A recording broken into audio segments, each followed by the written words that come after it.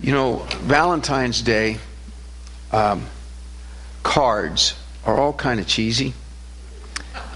I spend a lot of time looking through cards. I just don't get any one for Pam. And she'll tell you that. That's one of the few good things about me. She goes, you always look through those cards, and I'll underline the words that really mean something to me, and I'll get it to her. Most of them are cheesy, though. They go, nah, it's not me. But I have to say that Valentine's Day celebrates a kind of love that is a pseudo-love. Valentine's Day really celebrates a love that leaves people heartbroken, disillusioned, lonely, alienated, and depressed. And John, that's a great Valentine's Day sermon. Nothing like opening up positive. Well, it is positive because by God's grace, I'm doing that to direct us to a higher love. The reason I say it disillusions is because the love of this world, the people of this world, including what we used to be like, is a love that's conditioned upon how somebody is pleasing you. It's the love of attraction, the love of mutual affection, the love of mutual pleasure.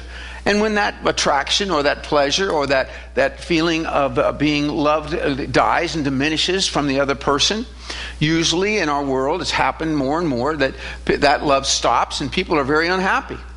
The love dried up because it was based upon something that dried up. And so here's a true Valentine's card that would reflect a different kind of love. Imagine opening this up. You get it from someone, a Valentine's card, and it says this: "You offend me in every way and have never pleased me. You don't and have never understood me. You've never really sought after me for who I am. You never do good to me. Your throat is disgusting like the smell of a dead person. Your tongue is like a snake, full of poisonous words that tear down others. Your mouth is ugly, always spewing out words that highly offend me.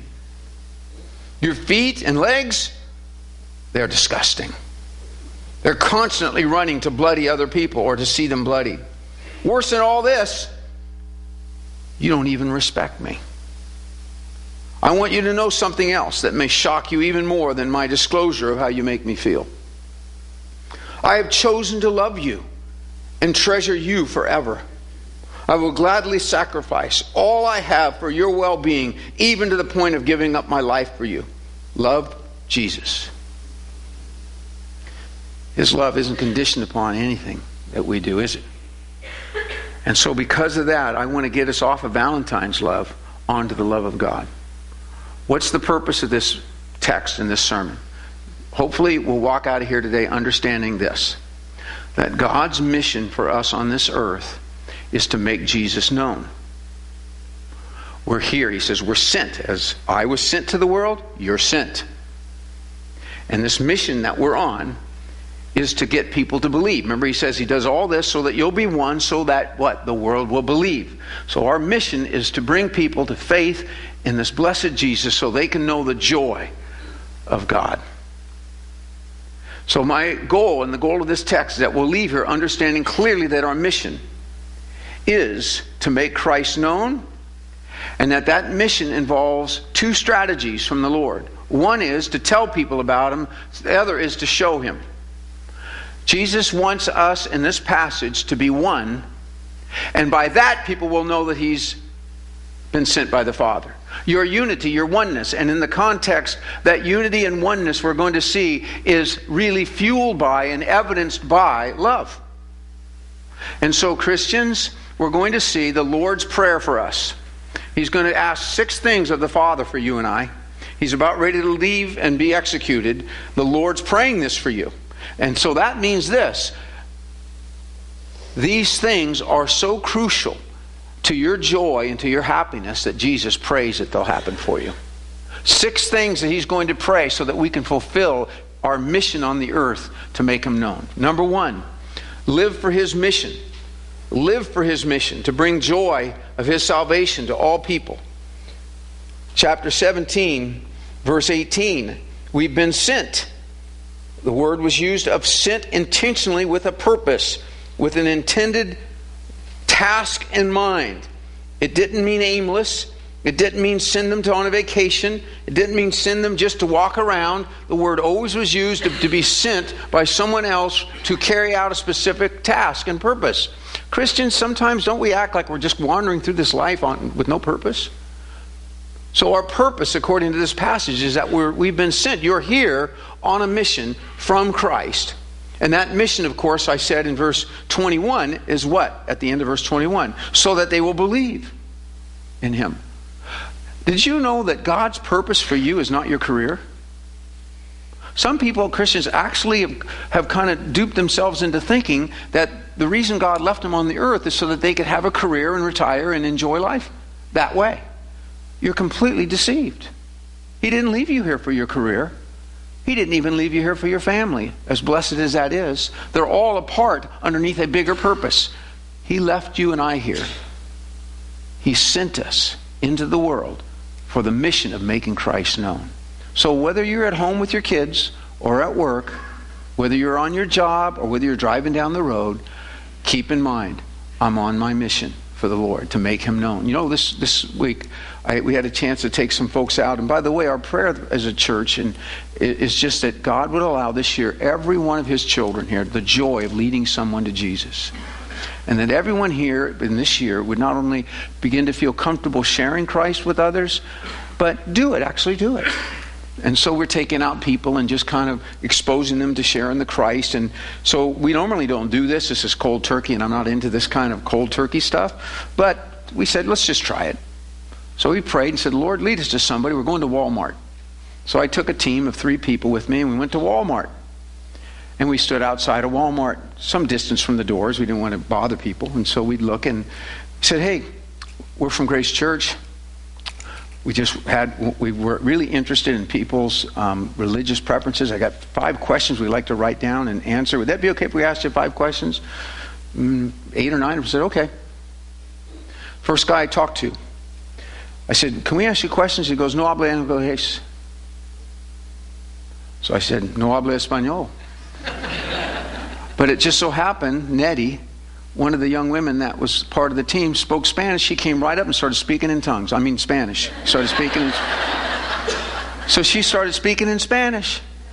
So I took another one of the team members, went over, talked to people. We come back about 15 minutes later, and Nettie's there, and she goes, he came to Christ. Isn't God great? He goes, no, you just pray and say, Lord, I want you to use me. And that night he said, no, I want to bring you to that guy. So God has got us on a mission, doesn't He? So it matters how we live on the earth. It's not just about us and our marriages and our lives and our jobs and our relatives. It's just not about us. You got to get a bigger picture of your life, right? We're on a mission here. Now, the second thing Jesus wants us to know in this prayer is don't be surprised by people's animosity towards Christ. Again, He's praying to the Father, and in verse 14 He says, I have given them your word, and the world has hated them, because they're not of the world, even as I am not of the world. The word hated them is the word despised. In fact, it was the most common word in the Bible used and translated enemies. Somebody who disgusts you. Somebody who you have such an aversion to, you don't want to be around, or you want to remove them. So this verse, in a way, troubled me. Because I thought, well, Lord, everybody doesn't hate me. I know a lot of dear friends and people that aren't Christians, they don't hate me. But you said you'll be hated. What did He mean by that? And it wasn't certain. He said, you will be hated. In the context, He's referring to you that are on mission will be hated. You that are acting like you're sent, you that are bringing my life and my message to others will be despised. Well, in what sense is that? Well, Jesus tells us in John 3:17-20 what the real crux of the irritation and animosity is. He says, I came to the world to save the world, not to condemn it. But the world has rejected me because the darkness does not come to the light, lest its evil deeds be exposed, and will not come to the light. There's an aversion to the light. The light refers to the truth of what God says is right and wrong, and the truth of our condition. You won't bother anybody as long as you don't bring up Christ and their sin. You'll never bother anybody. But He says if you're on mission and you bring up me and what I say about their need for me and that they are sinful, you'll have animosity. If I went to your job site and say wherever you're at, your office, and you said, okay, starting today, I'm going to mention every time somebody sins in my office. They lie, and you go, hey, that's not good to do.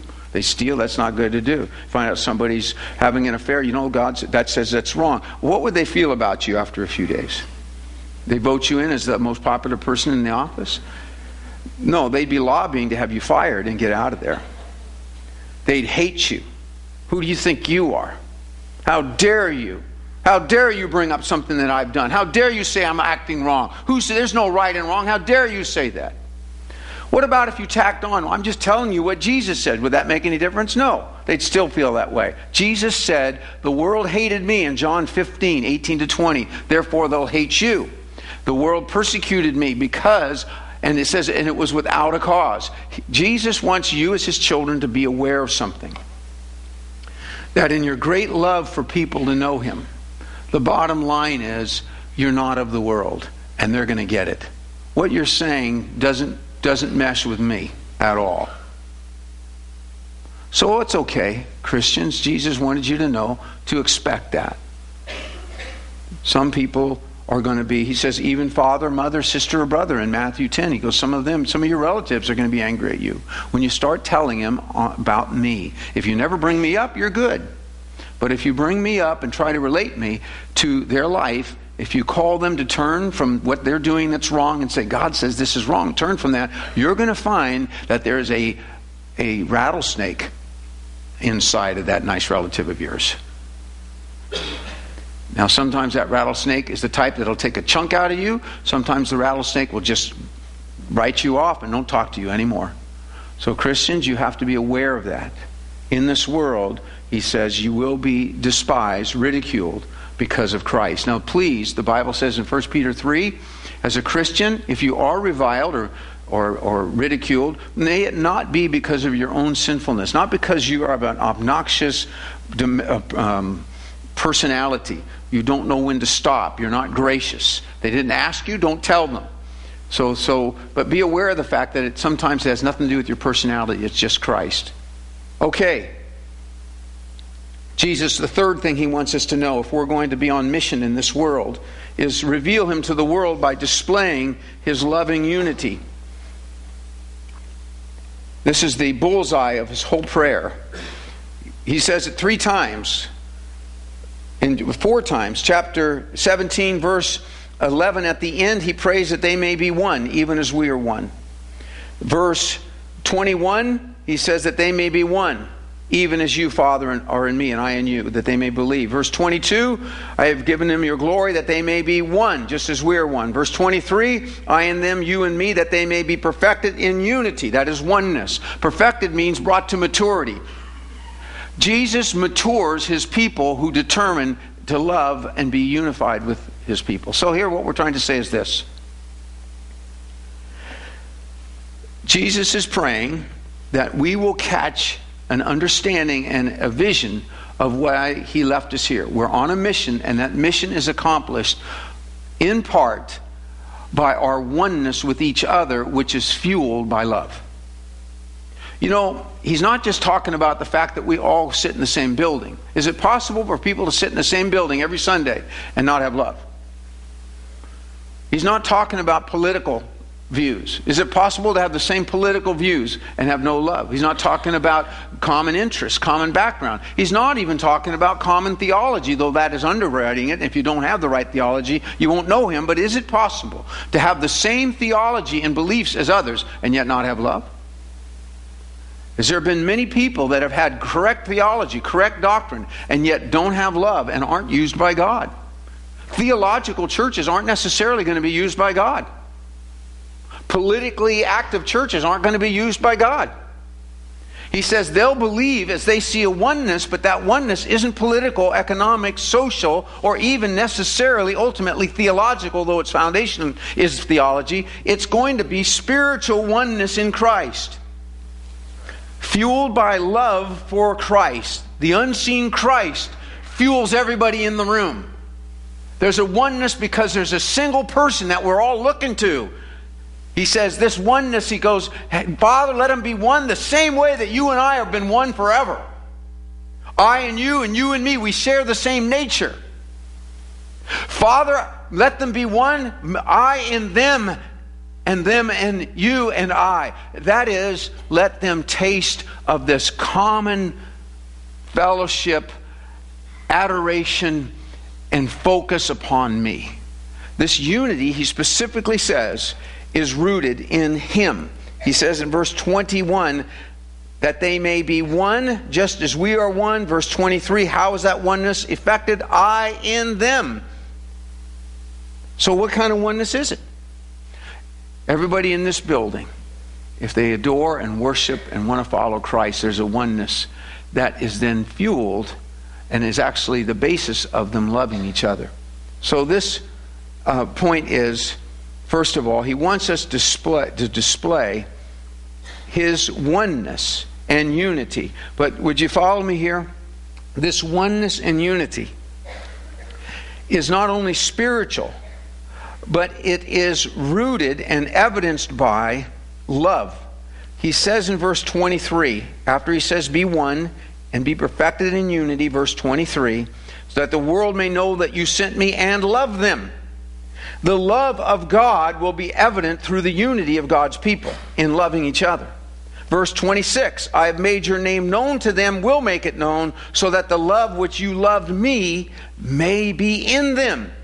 Oh, now he's fleshing it out. He says, you'll be one, verse 22 and 23, when I'm in you. What do you mean I'll be in you? Well, let me flesh it out in verse 26. Father, what I mean is this, that my love would be in them. Not just that I would indwell them, but my love would come through them. Is it possible for Christians to be indwelt by Jesus and not have love? Is that possible? Can you be a Christian, indwelt by Jesus, but not be very loving? Yeah, it happens all the time. That's why he has to command husbands to love their wives. Husbands who have Christ indwelling them. What he's saying is, Father, they need to be one, displaying and tasting my love. That's why in John 13:34 he came flat out and said it. No ambiguity at all. He comes out and he says, love one another exactly the way that I've loved you. By that, all these people around you will know that I'm alive and that you're my disciples. By that, that's the irrefutable proof that I continue to live, is that you're displaying a kind of love that has no earthly source, that only can be tied to me. So Christians, we gotta love. Now, underneath that point, I've got a couple things if you want to write them down. A, it's not on the notes on the screen, but it's the only and perfect basis for unity. If you'll keep your finger here, would you? And go to your right. Turn to your right. The pages, about 50 pages to your right, you'll hit Colossians. It's after Corinthians, then Galatians, Ephesians, Philippians, then Colossians. You'll hit that book in chapter 3. You'll hit chapter 3 and verse 13. They were having problems in this church. They were really getting on each other's nerves. It was erupting in anger, verse 8, and some slander and abusive speech. It was erupting in lying in verse 9. These are people that are indwelt by Christ. But so he gives the remedy in verse 13. Bearing with one another and forgiving each other. Whoever has a complaint against anyone, just as the Lord forgave you, so also should you. Beyond all these, put on love, which is the perfect bond of peace. Most people who are having problems in relationships, they start in the wrong place. They start with problems. They sit down, and I've had the joy of counseling many people through the years, but you probably went through this in your life, right? You have problems, and your starting point in problem, well, first of all, the symptoms that you have a problem in a relationship is you get irritable, short, angry, all the things he listed.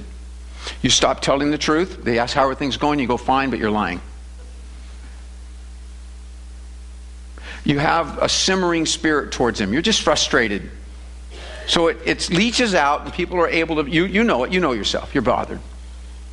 Well, this relational bothered state that Christians can get into, how is it remedied? Where does God say to start? We, in our human wisdom, will start with the problems. Let's sit down and talk about the problems. There's only one problem with way of dealing with problems. John, I'd like to talk with you. Sure. What's up, honey? Talking to my wife. You said this or did this and did that. I did not. No, I think you... and well, by the way, you did this and said that. And so what happens when you start with the problems?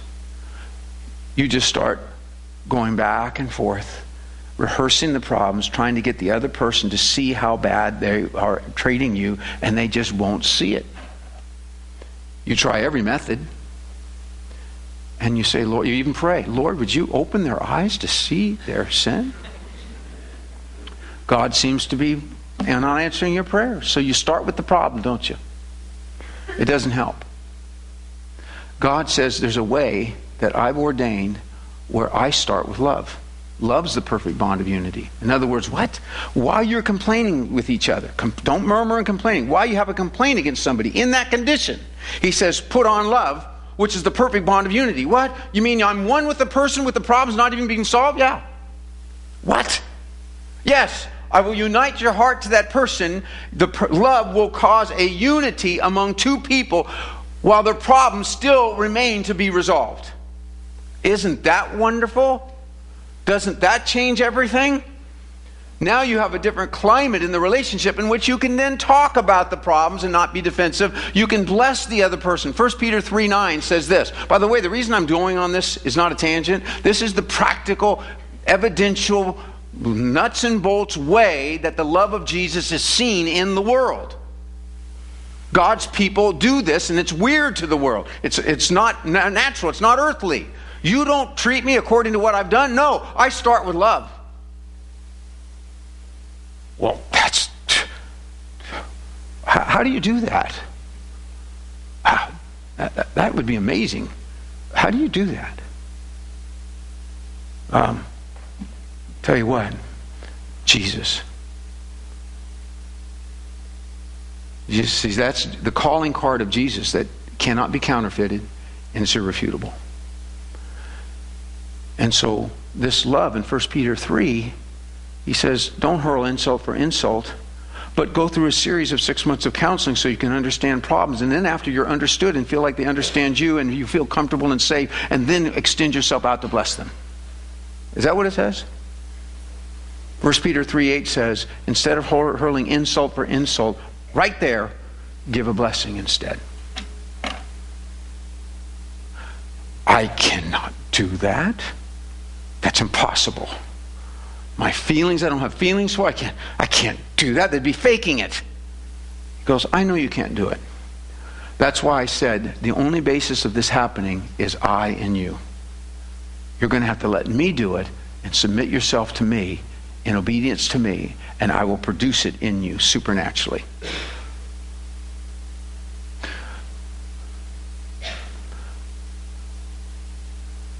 You're going to spend a lot of years on this earth dealing with people that have hurt you, and you won't enjoy your journey till you learn to love Jesus' way. You just won't enjoy the journey. Most people wouldn't want to go to heaven because they wouldn't want to be with you. Who'd want to book a cabin to heaven with you? You don't look that happy. You're grumbling and complaining. So Jesus says, my children, I want to display my life, not just declare my gospel. I want to display my life, and as they see this love and unity, those who I've called are going to come and go, wow, I want that. So is it okay if I drop you and parachute right you in the middle of a work situation in which they're treating you like dirt? Is it okay if I do that? Because when I parachute you into that kind of situation, and you trust in me, and you love with a love that's not conditional, but starts with love, not problems, they're going to wonder about you.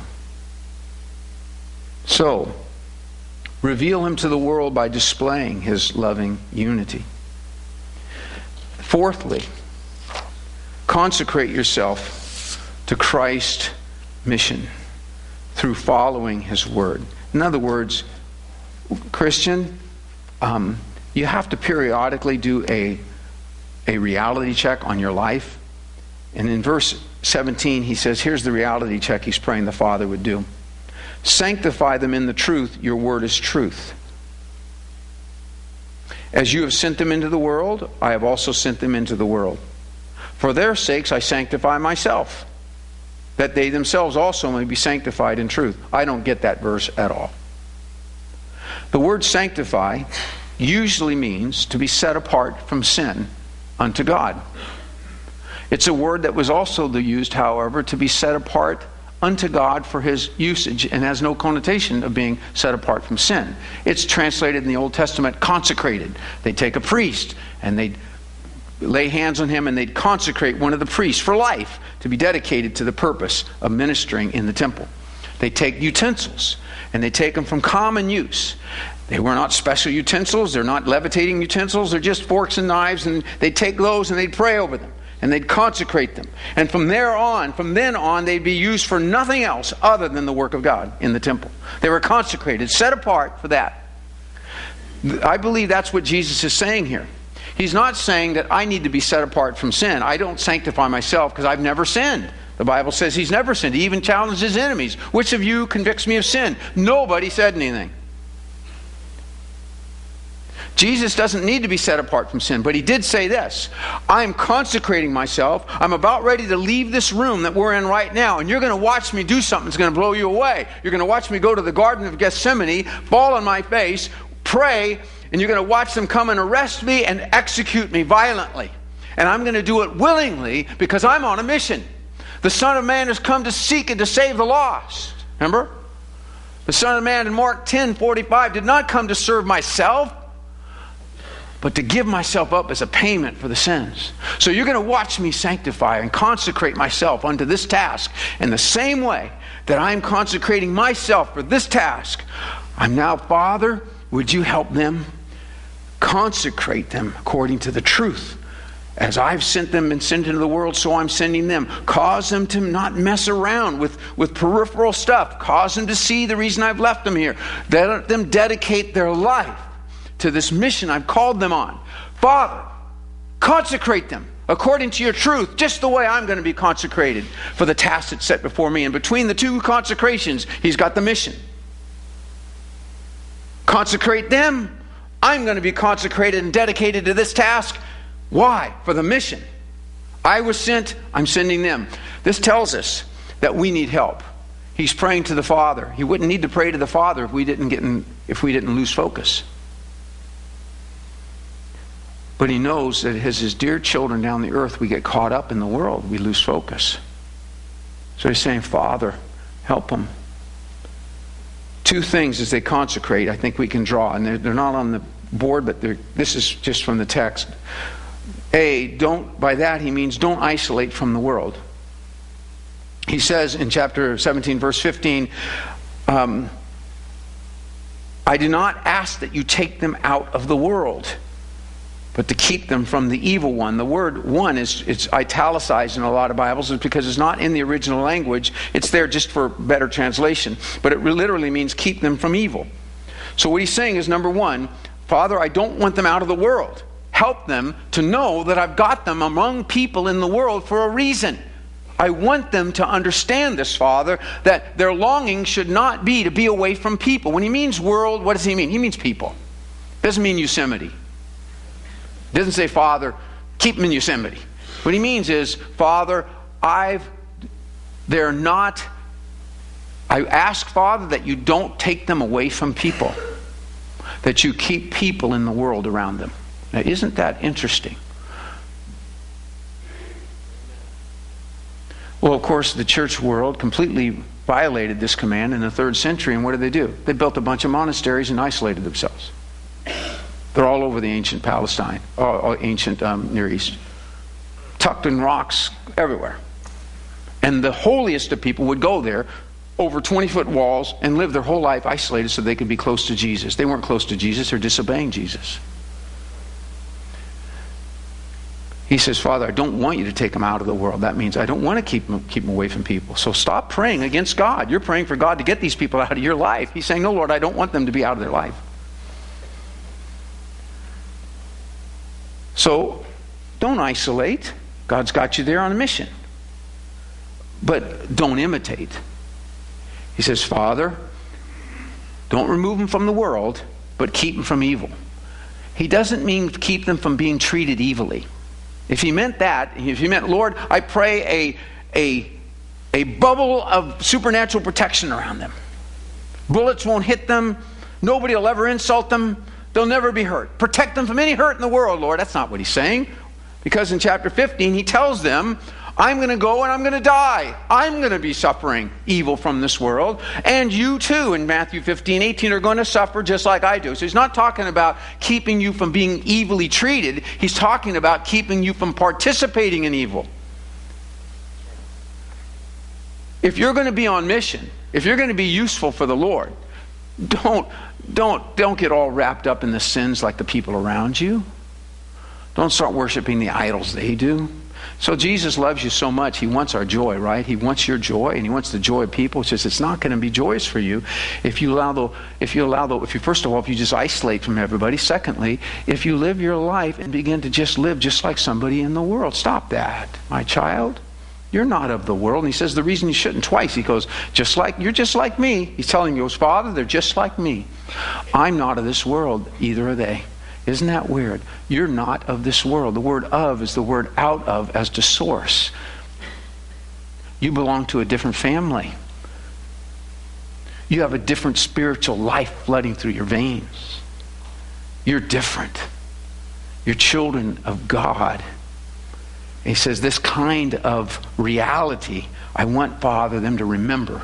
So, consecrate, you guys, we all need to do this. The Lord's praying. Keep your focus. Consecrate, dedicate yourself to your mission. Don't isolate from the world. Don't imitate the world. Fifth thing he prays is depend on Christ's presence within, not your power, to fuel loving unity. Jesus says, Father, don't let them start trusting themselves and get off doing stuff without me. He says this. He tells us to be one, to be unified, but in verse 22, as I mentioned before, the source of that is going to be himself. The glory which you have given me, he says, I have given to them, that they may be one just as we are one. How are they one? How are they loving this loving unity? I in them and you in me. So I've given them a glory. What is this glory? It's me. My presence. Jesus is really glorious. I don't know if you know that. Jesus is really glorious. He's infinitely glorious. So glorious that he later on says, I can't wait till you see me. He says, so he's so glorious that he has an infinite supply of everything you need. It says in John 1:14, the Word became flesh. He lived right on the earth among us, and we beheld him full of grace and truth. He's got an infinite supply of grace. The word grace means divine help. He's got an ocean of it. It'll never run dry. In fact, this ocean of help and sustaining you takes various forms. He says in John 15:10, well, my love I'll give you. Sometimes you need my love. In John 14:27, my peace I'll give you, not like the world gives you peace. John 15:10 and 11, my joy will be in you. Philippians chapter 4, verse 12 and 13, therefore I can do all things through Christ who strengthens me. See, Jesus is all you need. So, Christian, SCUBA, anybody know what SCUBA stands for? Self-contained underwater breathing apparatus. SCUBA. I've mentioned this a few times. I'm going to mention it again. Can you imagine being underwater and you're down 30, 40 feet and you don't have scuba gear? You're only going to last, if you're really good, maybe a few seconds. If you got good lungs, a couple minutes. If you're world class, 4 or 5 minutes. But even the world class surfers, Mark Fu, back in '94, couldn't hold his breath that long. He died. He got wiped out at a big wave at Mavericks. Even he can't hold his breath that long. So you're in an environment that's toxic, that'll kill you. you have to have something to sustain you. So scuba is this access to a supply of oxygen that you don't have. Jesus is saying, you need to be one if you're going to reach people. Get rid of that heart. Start loving. I don't have it. I'm underwater. I'm running out of breath, and I'm totally uncomfortable. I hate running out of breath underwater. It's horrible. It's my worst nightmare. I've almost drowned. That's not the way. Lord, please don't take me that way. Watch, He'll take me that way. Just to show that He's sufficient. And know this, that if He takes me that way, He was sufficient to help me through it. But you run out of oxygen in a hostile environment, and Jesus said, that's why I'm not telling you to do stuff that I won't enable you to do. So He says, be one as I am one. How, Lord? Well, I'm going to give you my glory, my fullness. All that I am, I'm going to supply for you. Therefore, how do I love? With loving unity, I'm going to be in you. So, Christian, how do you turn on the valve? Well, He says, I'll draw near and help this kind of person. Isaiah, I think it's 63. To this one I will look, with the idea of helping, supplying oxygen, to him who is of a humble and contrite spirit before me. Says, Lord, I need your help. I want to do your will. I'm in a hostile environment. I can't breathe, but I want to obey you and glorify you. I need your help, Lord. For your glory, would you help me? Isaiah chapter 40 says, those kinds of people that tap into divine oxygen of Christ, he says they run and don't get weary. They walk and they don't faint. They should be fainting. They're borne up on wings of eagles. In other words, they should have plummeted and free fallen and been dead by now, but instead they're still going. Because they've found that Jesus is really in them. And when they go to Him and tap into Him by trust and obedience to Him, He meets them there and supplies the oxygen they don't have. Sixthly, live in light of the reality of soon seeing His glory. Now the Lord knows. You say, Lord, we're kind of in this hostile environment, and I know I'm on mission, and I thank you for your love to sustain me, and I understand this mission now. And so the Lord says, but I know you, my children, will get weary, so I'm going to let you know something. It's a short mission, and it's infinitely important to me and to souls around you, but the mission's going to end with that, with the glory that you can't imagine. When your mission's over, look what He says in verse 24. Father, I desire that they, who's the they refer to? The ones He sent in verse 18 into the world. The ones who have consecrated themselves to the task in verse 17. The ones who are depending upon Him in this hostile environment. He goes, now Father, there's something else I desire for them. What is it? Father, I desire that they also, whom you've given me, be with me where I am. Why, Lord? So that they may see my glory, which you have given me, for you loved me before the foundation of the world. The Lord wants us to know we are only here a little while, and there's a great, glorious future for you coming very soon. I've been on the earth enough now to have seen a lot of people that I was close to leave the earth in very sudden ways. Sometimes mysterious ways, unexpected ways. None of them would have written down in their daytimer for that coming year, I'm dying this year. Things to do list, prepare for my funeral. None of them wrote that down. Because the Lord's sovereign, He numbers our days. So the one whom you're on mission with wants you to know He's going to bring you home at His sovereign good pleasure whenever He wants. Therefore, live in light of that wonderful expectation that I'm going to see Him any second. The former coach of the New Orleans Pelicans'